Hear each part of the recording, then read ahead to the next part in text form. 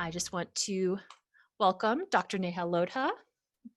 She has completed her undergraduate degree in engineering from India, and she has a PhD degree in kinesiology from the University of Florida. She began her assistant professor position at CSU in 2017, and her research focuses on functional consequences of impaired motor control during activities of daily living and developing rehabilitation protocols for improving function in older adults and individuals with neurological impairments. Her work has been supported by American Heart Association's Scientist Development Grant and National Institute of Health's R21 grant. Thank you so much, Dr. Lodha. Look forward to your presentation. Thank you, Ali. So, my granddad considered himself to be a great driver. Even up to his 89th birthday, he was driving my grandma to the grocery stores and doctor's appointments. Grandma sometimes suggested that it was almost time for him to stop driving, but this discussion, more often than not, ended in a little squabble between them. Once, my car was out of commission because it was at the car mechanic's shop due to repairs. So I decided to drive with my granddad in his car to a neighboring town where his younger brother lived. On the interstate, I noticed that he drove a little too cautiously. When he would change lanes, he would steer slowly, and he would brake a little bit too hard when slowing down his car. Just as we reached his younger brother's house, I saw that he almost missed the neighbor's young puppy Pongo, who screeched loudly as the car pulled into the driveway almost at a hairline distance from him. After this incident, something shifted in his mindset. He said to me that driving is not worth more than a young life. And that was the day that he stopped driving completely. This story, told by one of my participants at the lab, is not very uncommon.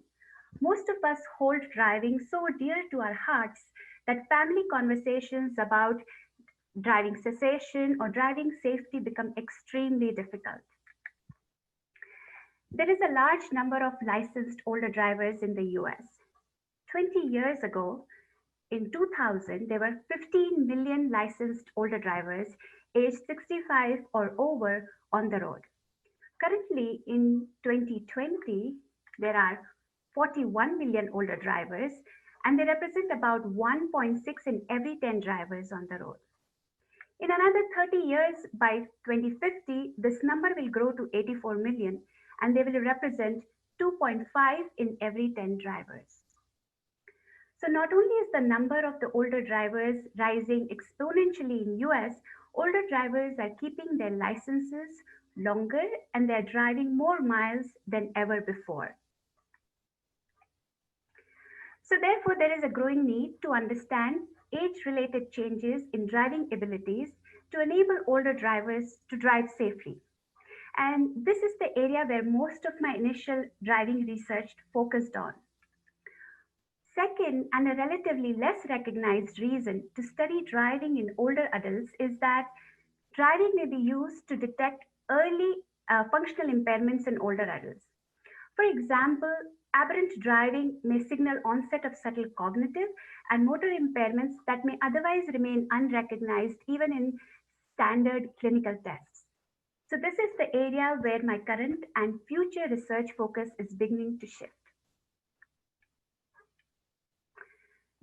So here at my lab at CSU, we are interested in understanding the mechanisms that enable us to function in our everyday environment. For example, driving is one of the key tasks. And for this, I use stroke and aging as my model. This allows me to take a translational approach in understanding the impact of impaired cognition and motor function on driving, and also to develop rehab interventions to ultimately promote and prolong functional independence in aging. In today's talk, I will share with you our research findings to answer these three key questions. First one, what factors contribute to driving competence in older adults? Second, do older men and women drive differently? And finally, can we prolong and promote safe driving in older adults? I always like to begin by thanking the students who did most of the work that I will be presenting today. And this includes my postdoc, Dr. Prakriti Patel, Victoria, and Tasnuwa at CSU, as well as my students, Agostina and Emily Hayes at University of Florida. And this work was done with funding support from AHA and NIH. Okay, so the first question is, what factors contribute to driving in older adults?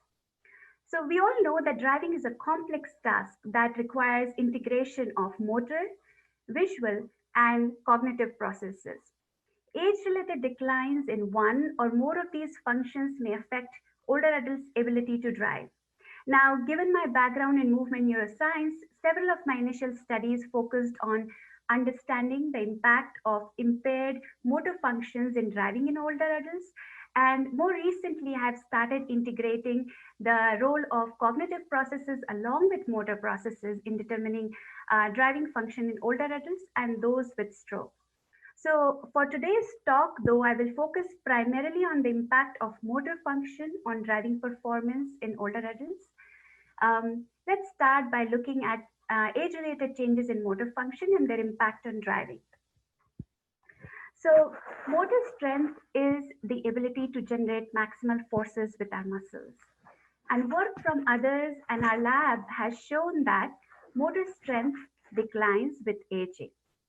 And these strength declines have been reported across a variety of muscles and contraction types. So for example, here I'm showing you that the ankle dorsiflexion strength is reduced in older adults as compared to young adults. We've also seen this in ankle plantar flexion strength, and these ankle muscles are critical for controlling gas and the brake pedal, which are both critical driving related tasks. Now, another important age-related change is seen in motor variability. Motor variability is defined as unintended fluctuations in the movement, and it is seen in all individuals, healthy, young, or older adults, regardless of their age and also health condition. So let me give you an example to explain this. Imagine threading a needle. Recall how our hand has to make repeated attempts to keep it steady so that the end of the thread is going to enter the eye of the needle. Now, these unintended fluctuations in the movement are ubiquitous and are defined as motor variability. In our lab, we measure motor variability as trial-to-trial variability in motor performance, which is also known as intra-individual variability in motor performance. We ask participants to reach a target, which is shown in red here, with their ankles. And each of these green dots represents one attempt to reach this red target. So we measure how their performance varied from one trial to the next. If all of these green dots are pretty tight together or close, then there is less motor variability. But if they are spread apart like this, then there is more motor variability. So we found that the trial-to-trial variability during ankle muscle contractions increased with aging. So this means that older adults have greater fluctuations in their ankle movements as compared to the young adults. Now, the question was, what are the functional consequences of these age-related changes in strength and motor variability on driving performance? So to answer this question, we asked participants to perform a driving task in the simulator setting. Here, you are seeing a person driving in a simulator. On the top panel is the participant's view, and on the bottom panel is the behind-the-scene experimenter's view, who sees the driver's trajectory as the person is driving on a straight road or as that person takes turns. So here at CSU, I'm grateful to have a very neat driving simulator at my lab. It's a motion-enabled simulator that mimics on-road driving experience. such that the driver's seat will move in response to the car's acceleration or deceleration. And the driver also gets the audio, video, of course, and the motion feedback, just like they would in a real car. And I think that there are several advantages to studying driving in a simulator setting, especially for older adults and those with neurological impairments. For example, we can create or we can emulate some of the really difficult driving conditions safely in our driving simulator, like somebody crossing right in front of the car, or a pet or a child, that you won't be able to do on-road testing, or even testing in inclement weather or low light conditions. So one such scenario in which we tested our participants was known as the reactive driving task. And the reactive driving is a key component of the car following task that we do every day, whether we are driving in the city or we are driving on a highway. So during this task, the participant or the driver follows the car ahead with a safe distance. And in order to do so, he presses and releases the gas pedal to respond to the unexpected braking of the car ahead by performing fast and goal directed movements on the brake pedal in order to slow down the car. So, how did our young and older participants do on this task? First, we measured the gas pedal error, and that quantified the difference between the target gate gas position in order to follow the lead car and the participant's gate gas position. So the speed of the lead car varied continuously, and the participant was required to track this lead car with a target safe distance. If they were too close or too far apart, then we measured it as the gas pedal error. So like you can see here, the older adults demonstrated greater deficits in the gas pedal control. Specifically, they were less accurate in tracking this lead car. So aging impairs the gas pedal control, at least in this reactive driving task. The next outcome that we measured was the braking response time from the onset of the brake lights of the lead car to the brake pedal application. And here also we found that older adults were slower than the younger adults in the braking response. So aging impairs the speed of braking response in this reactive driving task.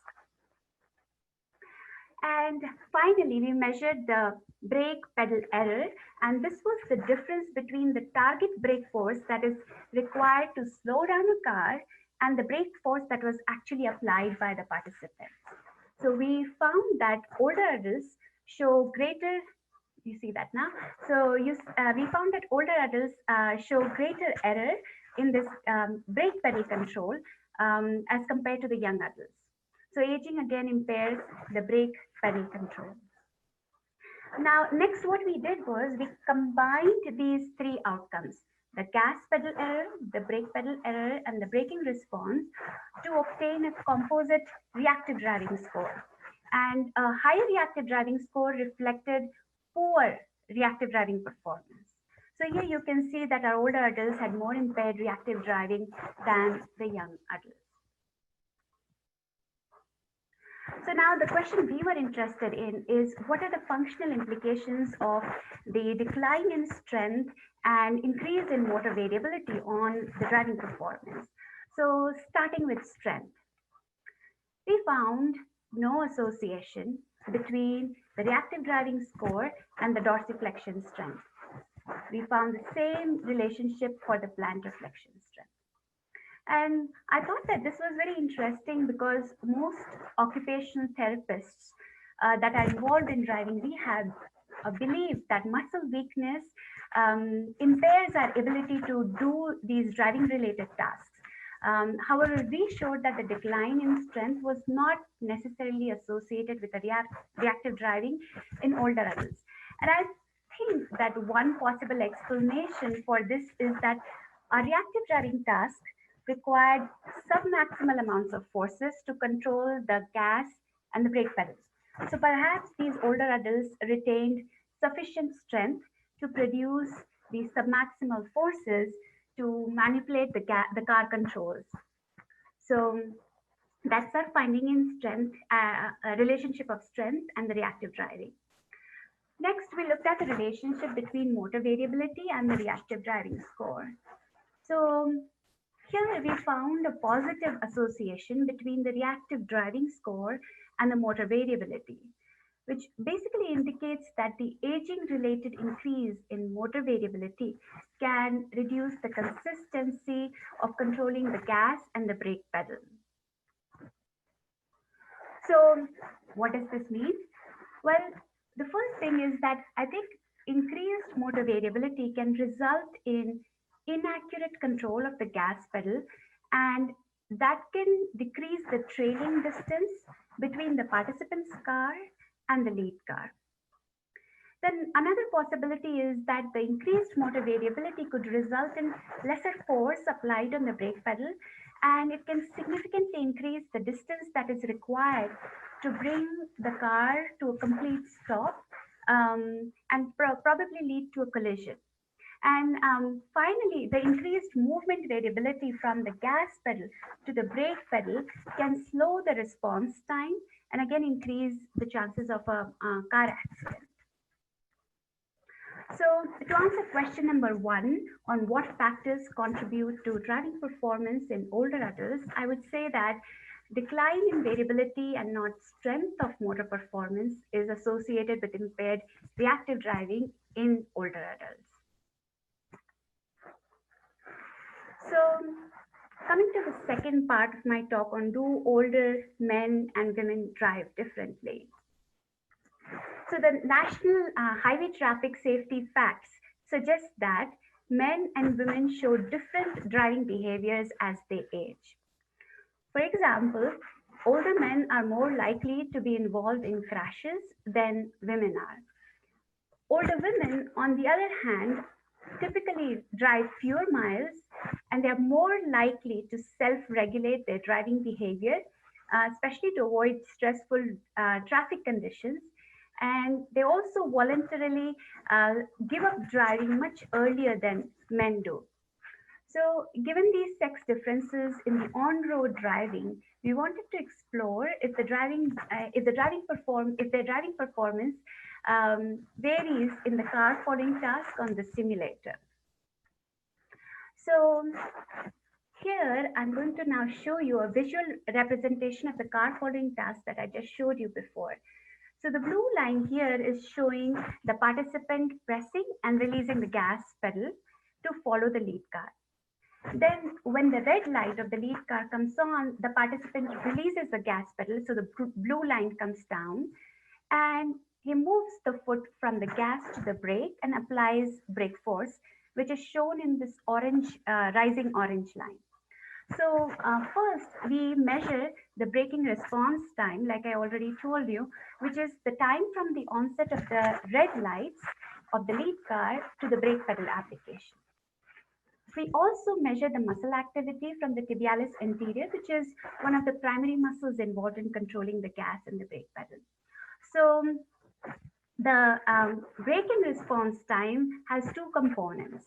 The first one is the premotor response time, which is the time from the onset of the red lights to the activation of the tibialis anterior.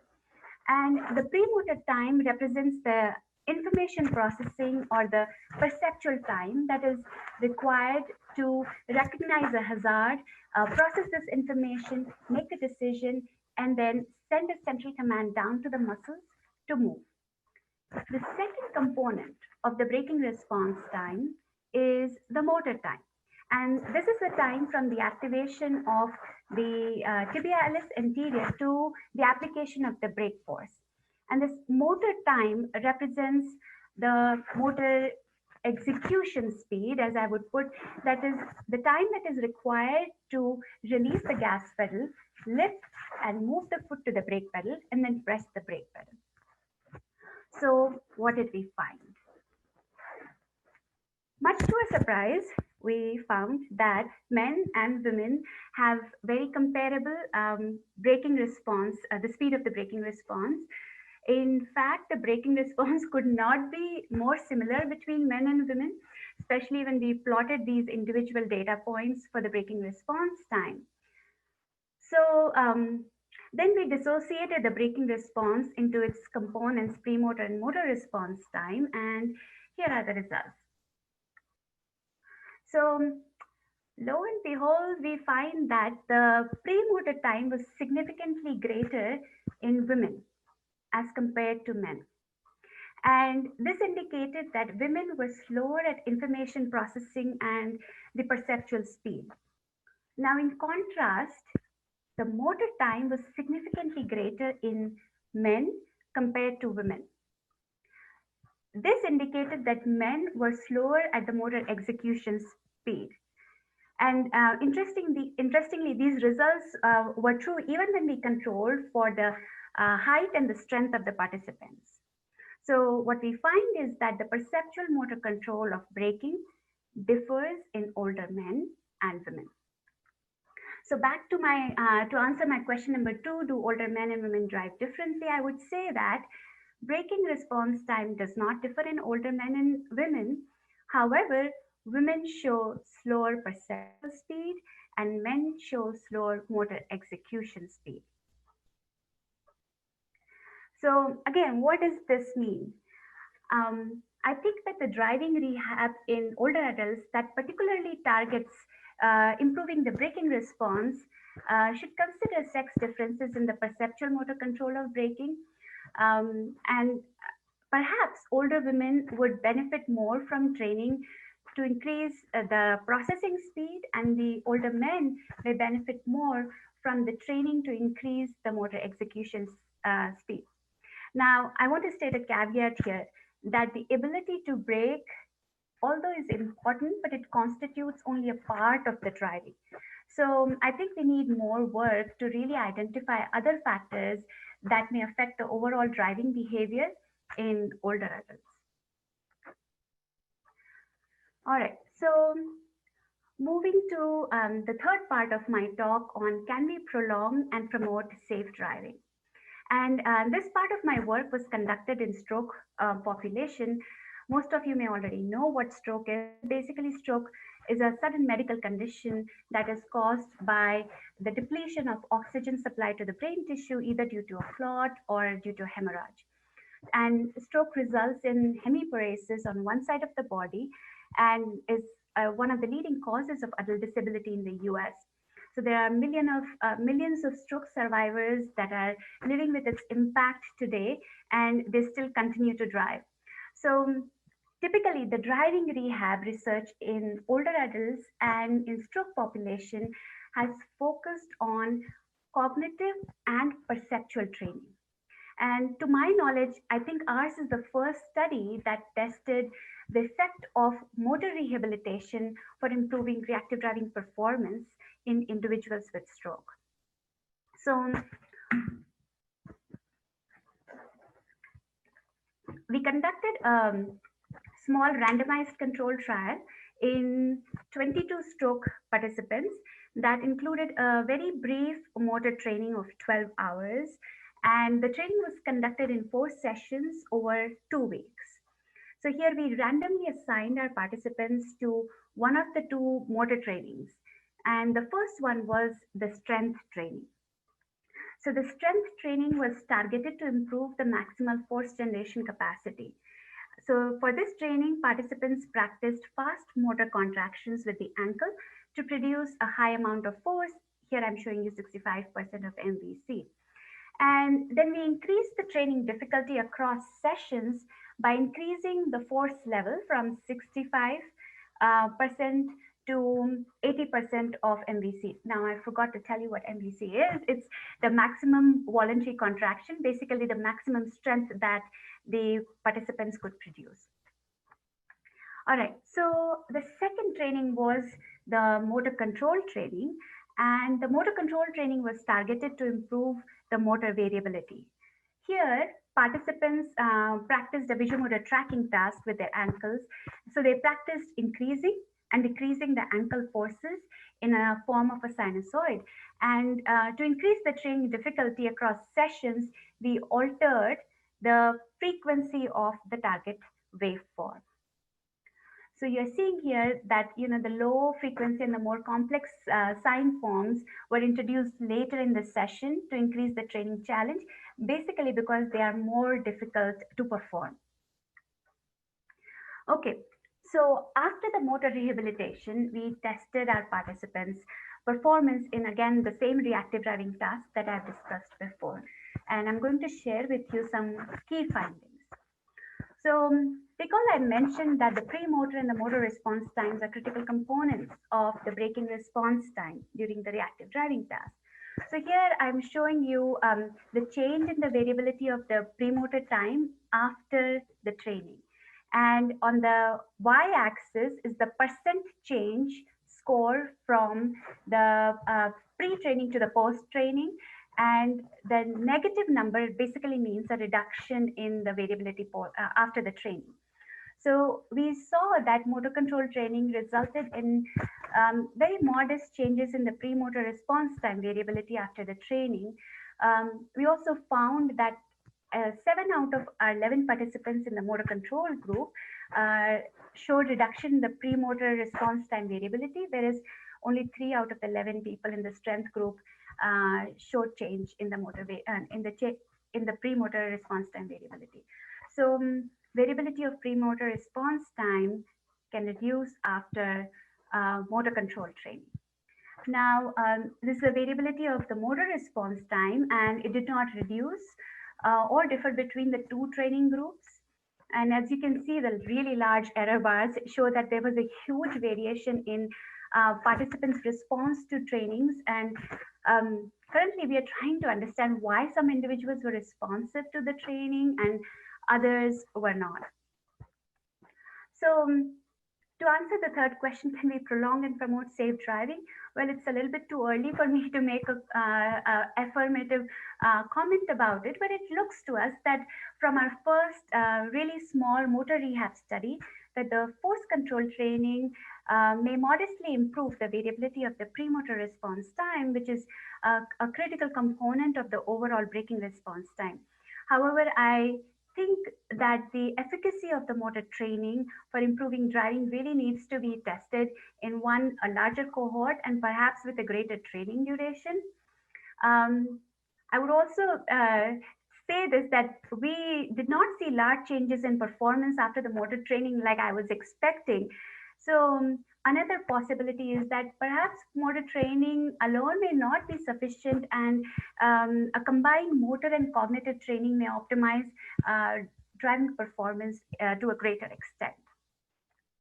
So going back to the granddad, based on our work in the driving simulator, we find that age-related increase in the unsteadiness of the movements is associated with slower braking response and also impairments in the gas and the brake pedal control.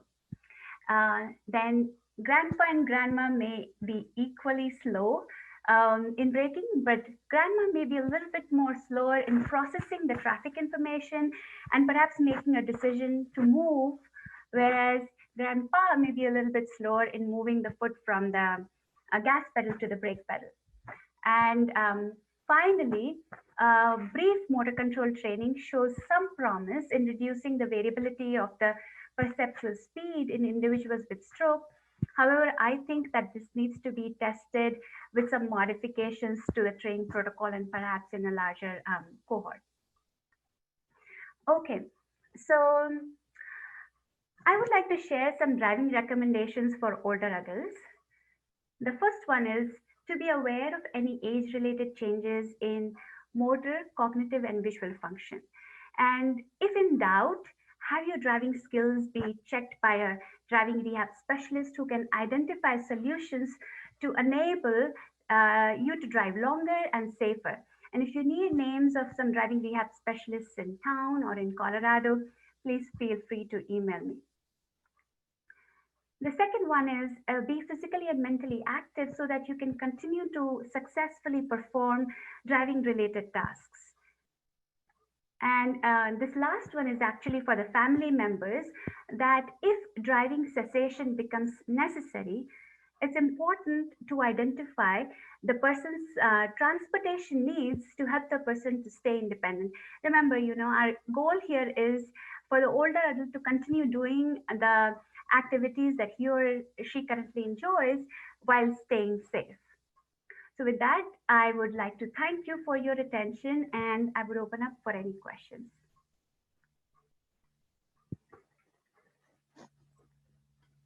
Thanks so much, Dr. Lodha. We have a few questions in the chat. The first one asks, does the study take into account the driver's medications? The asker was involved in a situation with a coworker who had been given a new medication that had a strange reaction that impaired her and her ability to perceive her own impairment. She ended up driving down the wrong direction of I-25, luckily with no accidents. Yeah, so it is very true that a number of medications have the ability to basically impair driving. They can cause a little bit of sedation. So we made a note of all the medications that our participants were taking, just to be sure that none of these would impair their reactive driving task as we did in the simulator. This one is related. It's speaking on the reduced sleep quality and durations that older adults typically face. Do you ever ask your participants about their sleep and their sleep quality? Absolutely critical question. So this was my first driving study that I conducted, and at the time I did not. We did not ask, but we have been doing driving studies here at our lab at CSU, and I really think that the sleep quality can affect the driving performance. It can affect a number of other things, but I think that would be a very interesting question, especially now that we have research expertise in our department.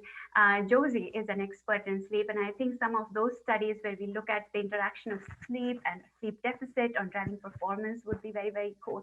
But you're right, a lot of older adults experience deprivation of sleep, and it can definitely affect driving performance. And did you find in the study that older participants who were physically more active, did they do better on the driving test compared to the ones that did not participate in as much physical activity? All right. So we actually measured their general involvement in a broad array of everyday activities, and we actually did not find any relationship, but between the level of physical activity engagement and the driving performance.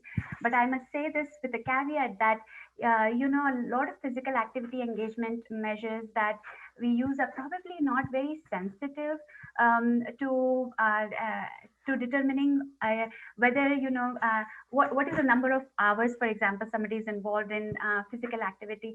And I think if we had a more quantitative measure of the amount of physical activity, it might be much easier to relate it with the driving measure where we had all our quantitative measures of driving performance.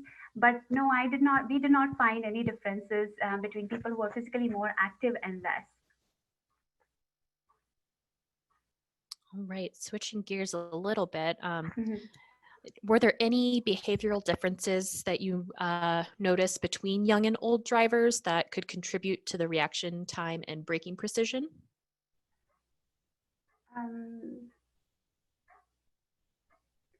Behavioral differences as in like the exposure that younger participants may have to playing video games or simulator or something else. Can you unpackage this question for me a little bit more?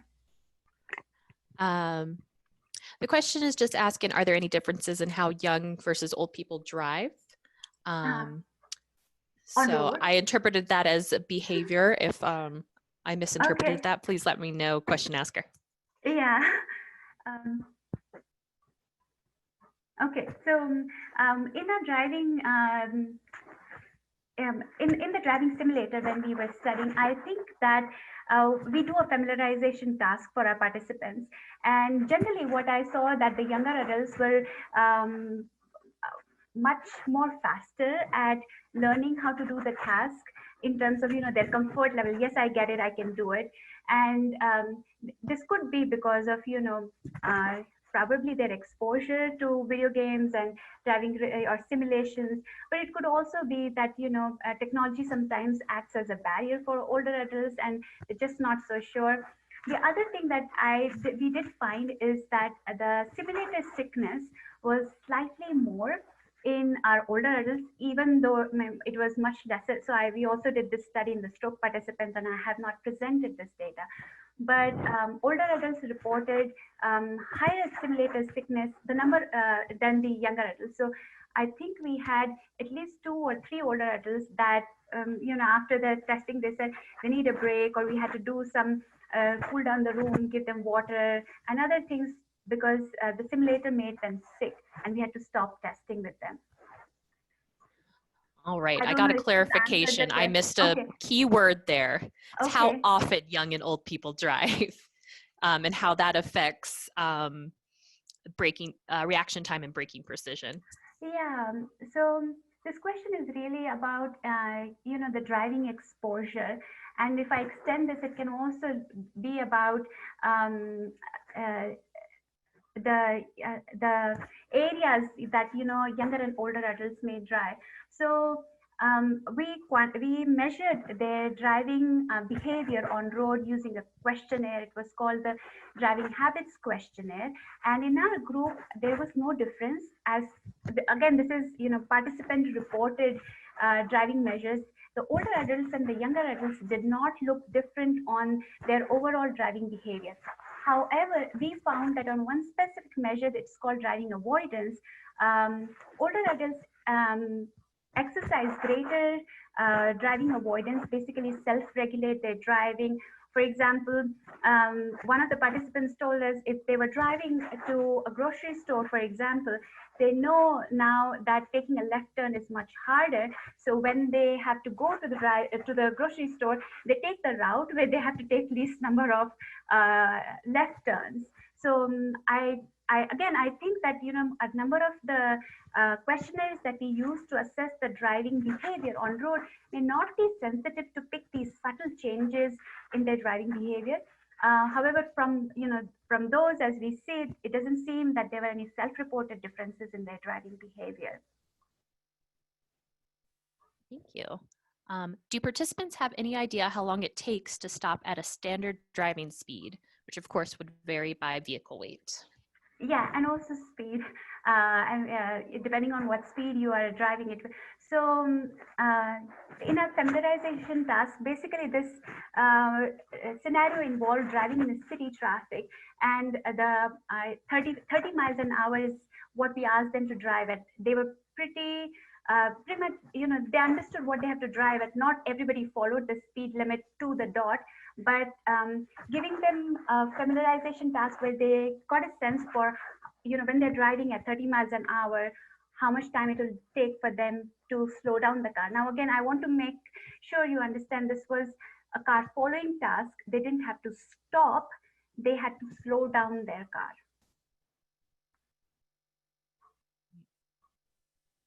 Okay, how do we prevent or attenuate the age-related decline in motor variability? $1 million question. So we have a so again, I shared with you the motor rehabilitation that we did, and the second one was the motor control training, and our goal was to reduce the motor variability. So I'm going to tell this in the context of a lab, how in the lab, what research protocol we can use to reduce the motor variability. So in our motor control training, and again, I didn't show the data, but I have it if somebody wants to take a look at it. We find that after motor control training, where they are basically training to increase and decrease their forces. In this case, we were looking at the ankle dorsiflexion and plantar flexion. We find that the motor variability actually reduced after training. So there was task-specific effect of training, both on motor variability and accuracy of the motor contractions with the ankle. So if you ask me in a lab setting, I know that it works. And I also know that even though we didn't see huge changes in the driving performance, we also measured functional mobility in the context of gait, and we saw pretty good improvements in their gait variability. So this change in motor variability did translate to their overground walking performance, not so much to the driving performance. Right. Stroke and aging are not the same. How confident are you that your stroke data translates to the age-related declines in driving? Not at all. I don't think, stroke is, of course, very different from aging. And like I was mentioning, that today I was only showing you data for the older adults. We also did the same or, similar study in the stroke patients. And I have not shared data for that. But what I can tell you is that there are some things that we find similar in the older adults and stroke patients. And now I do want to mention that this was a driving study. So the people in stroke population who could actually do this study were relatively high functioning in order to be able to drive. So in this high functioning stroke population, we find that their motor variability is still impaired. It's similar to the older adults, means they both have impairments. Whether these findings will translate, what we are seeing in the older adults will translate to stroke or vice versa. I don't think, it's reasonable to make that cross connection, but we can definitely learn something from our stroke, from our research in older adults, where we've seen, for example, that there might that motor variability, for example, impairs reactive driving. We find very similar things in our stroke population also. So the question then is, if I have to do a motor rehabilitation for older adults, where would I start? I think that since we've shown there is impairments in motor function, probably motor training would be, one of the things we would want to do. But I also think that, assessing cognitive function and how that might affect driving, and then probably if that is impaired, then, basically doing combined motor and cognitive training would be important. Right. If you did a vision screening, what vision assessments did you have your participants complete? Yeah. So we used an optic system to look at a number of things for their vision. For example, their contrast sensitivity. We also did this regular 20 by 20. If your vision is 20 by 20 by I forget the name of the test now, but they were doing contrast sensitivity. We were doing visual perception. So this was a specific test where we were looking at they were looking at a central stimulus, and we were seeing if they were able to identify the central stimulus and some peripheral stimulus around that. And again, I have not really quantified that data because it's really hard to do that. But the one of the inclusion criteria was that they had to have corrected vision, so that they could identify the objects on the screen, especially when they're during the visual flow of the driving task.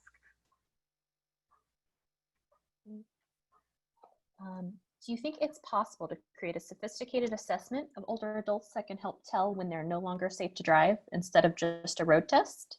I.e., when do I tell my dad to stop driving?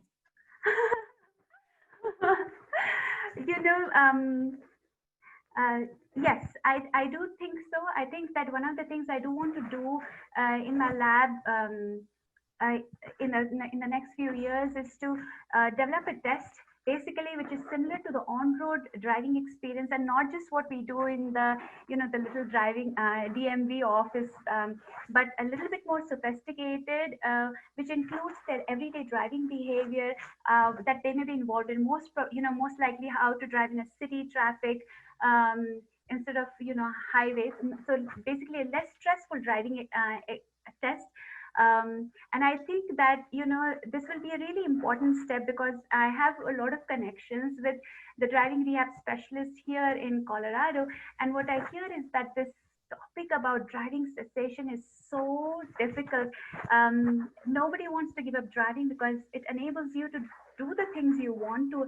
And unfortunately, we haven't identified in this country enough backup options like public transport or well, Uber, thanks to Uber, but some of the other alternative transport mechanisms for our older adults to still get to from one place to one place to the other place safely. But yes, I think it is definitely possible to do that. I want to head in that direction in a few years, but these preliminary studies that we are doing, they enable us to get a sense for what are the primary impairments that these individuals experience when they are driving, and if we can relate their simulator driving experience to their on-road driving experience, then I think that's I can really say that I'm confident of this simulator driving testing for these older adults or anybody else. Have you an opinion on whether or not being sequestered for months and thus driving less may impact older adults' ability to drive? Well, it affected my ability to drive.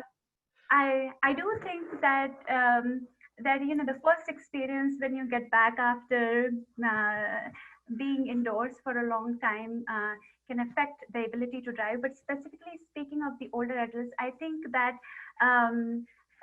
just resuming the task that you were used to, but after a while can impact how just even from the very motor standpoint, because I study motor control a lot.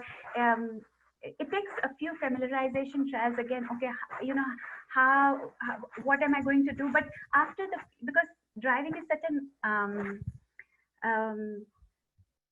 it's such a practice task that often we say that we drive without thinking, but that's because we drive every day.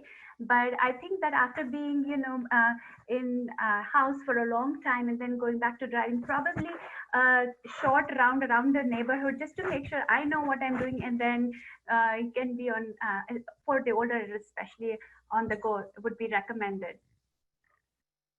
Great. That's all the questions I currently have. Does anyone in the chat or want to pop on and ask Dr. Lodha anything?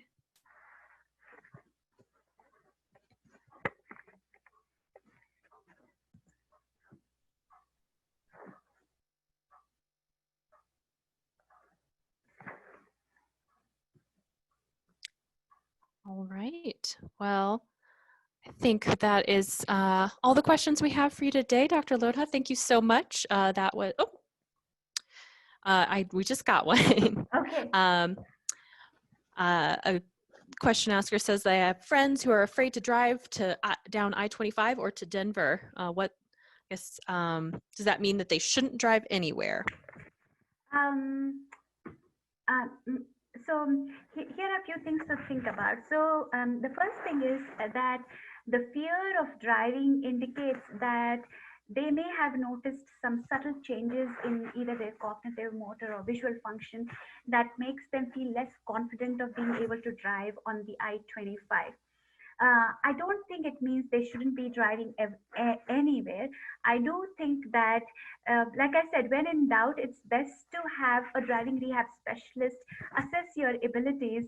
Oftentimes, people go to a driving rehab specialist when they are nearing, driving cessation, and that's not quite a good, use of their expertise. I think that if in doubt, I would think that have, if not a driving rehab specialist, a family member sit next to you and drive around and see if you're doing fine. I still recommend that if you're not confident driving on interstate, probably staying within the town if possible, and getting your skills checked. If you're good to go, then taking small steps instead of driving all the way to Denver, maybe drive half the way to Westminster or something like that. That they're slowly rebuilding that confidence will be important. But like I said, if a person is in doubt, means they have noticed something because of which they feel it might have, their ability might have been affected. So I also always think safety first. So that's my recommendation. Thank you so much. All right, I'm just going to hold on for a couple more minutes just in case Okay. we get anything else. But again, there will be a recording available probably early next week. So my email is ali.murphy@colostate.edu in case people can't see the chat. Feel free to email me and I will make sure you get a copy of it. I just want to thank everyone for really good questions. I think it's a joy to share what we do in the lab. Also because I think driving is such a key task for everybody that sort of everybody connects with it at some level. So hearing your comments are very valuable for me. I'm going to go ahead and close it out. Thanks so much, everybody. I hope you have a great rest of your day.